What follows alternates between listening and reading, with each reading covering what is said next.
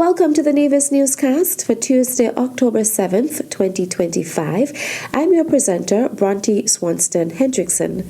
The Cabinet of the Nevis Island Administration, led by Premier the Honourable Mark Brantley, met on Tuesday, October 7th with representatives of the St. Kitts and Nevis Chamber of Industry and Commerce. Here is more in this report. Tuesday's meeting followed the announcement by Premier the Honourable Mark Brantley on August 25th that the Nevis Island Administration has been formally approached by an investor seeking to establish a special sustainability zone on Nevis. The idea really is to start with some active engagements with the public. And we thought that a good place to start was the business community, as I've said, because ultimately we feel that if this development happens, then the business community should be in a position to benefit from it. And we therefore wanted to share with you. I quipped earlier that we should have had a red carpet because this morning in a very real way we have a world premiere. This will be the first engagement and the first sight that many will have of this proposed project. There's been a lot of chatter, and I think at this point we feel that we're in a position now to share some actual information, because a lot of the chatter has been based on conjecture. People are guessing, and based on their guesses, they're erecting arguments.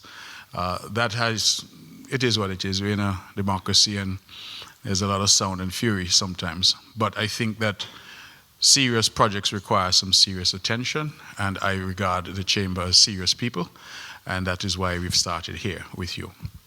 I want to assure you that we're not looking for buying. We're not looking for the project to be approved by the Chamber. We're not looking for any of that. We're simply here to share accurate information with you to the extent that we have it. I would want to emphasize at the outset that this project has not yet been approved.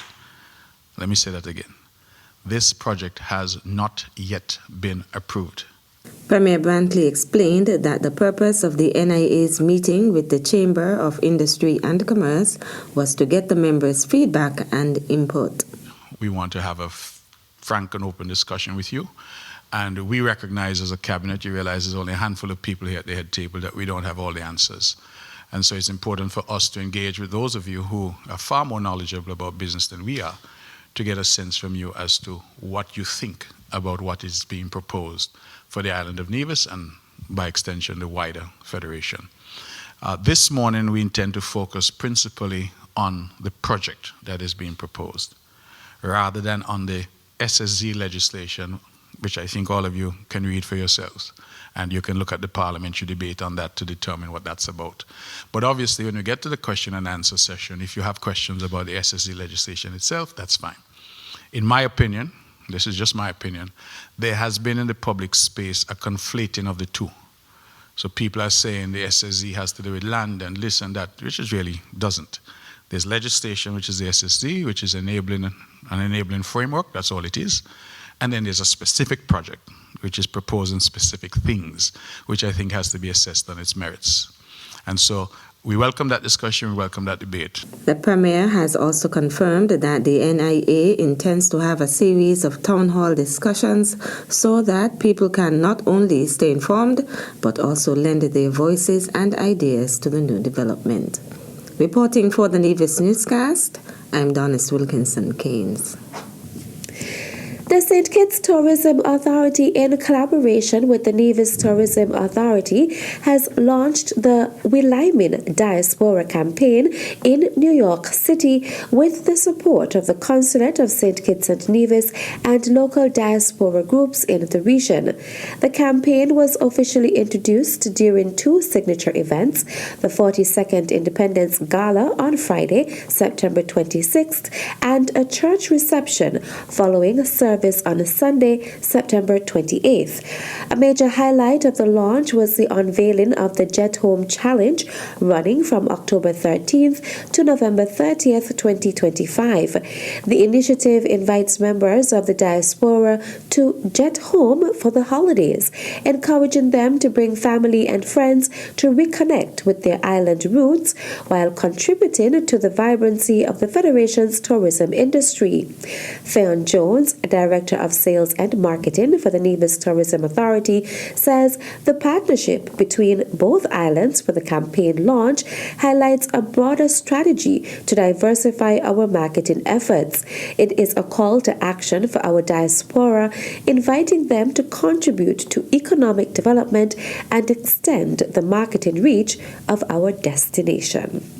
Still to come. But remember that their journey is now intertwined in your journey, and we want you to own your part in it so that you can continue to make it memorable. The details after this break.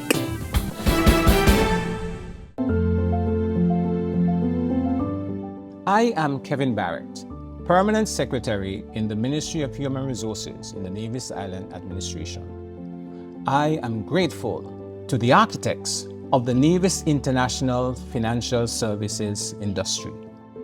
This industry has created significant opportunities for our people to develop skills and competencies that allow them to efficiently and effectively deal with our international clients. We are proud of the great strides that our island has made in banking, insurance, trust services, and regulatory administration. We now look forward to our thought leaders of the next generation who are pursuing qualifications in this very vital industry on Nevis.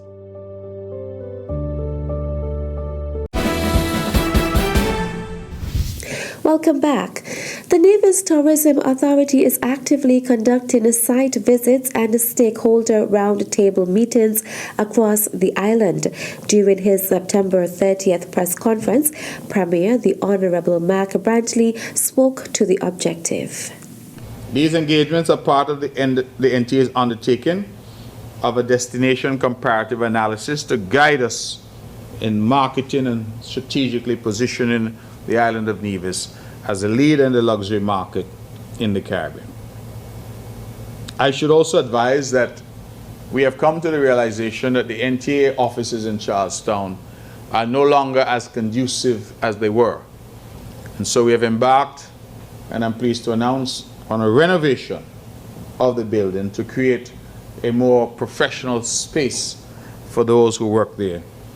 Put differently, this government is investing in a more significant way in the NTA because we think if the NTA does its job right, then Nevis will prosper. Premier Brantley, who is also the Minister of Tourism, says he looks forward to working with the new Chief Executive Officer of the NTA.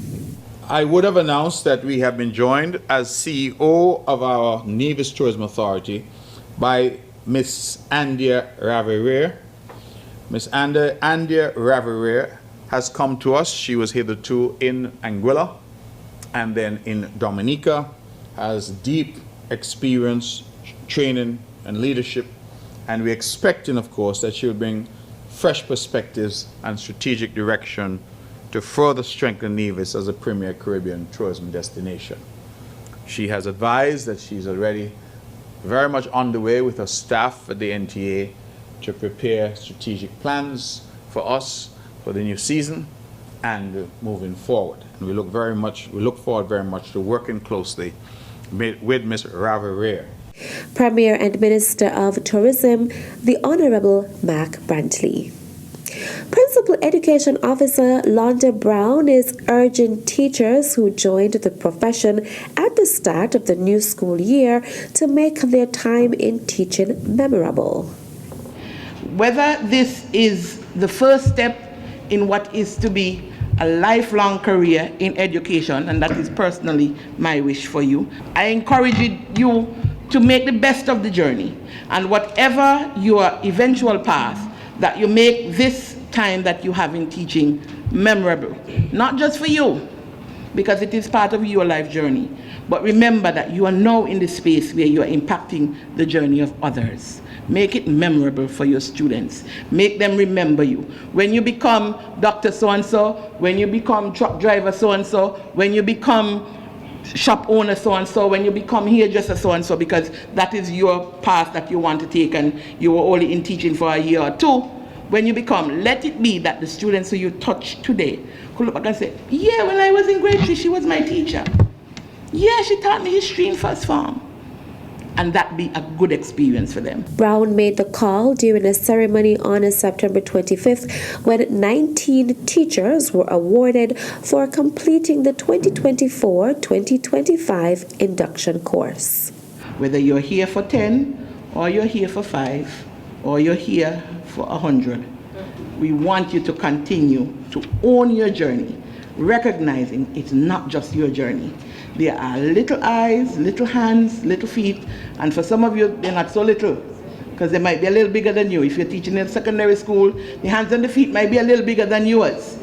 But remember that their journey is now intertwined in your journey, and we want you to own your part in it so that you can continue to make it memorable. Brown also pledged the support of the Department of Education to the teachers. And that's it for this edition of the Nevis Newscast. On behalf of all of us here at the Department of Information, I am Bronte Swanston Hendrickson. Thank you for viewing.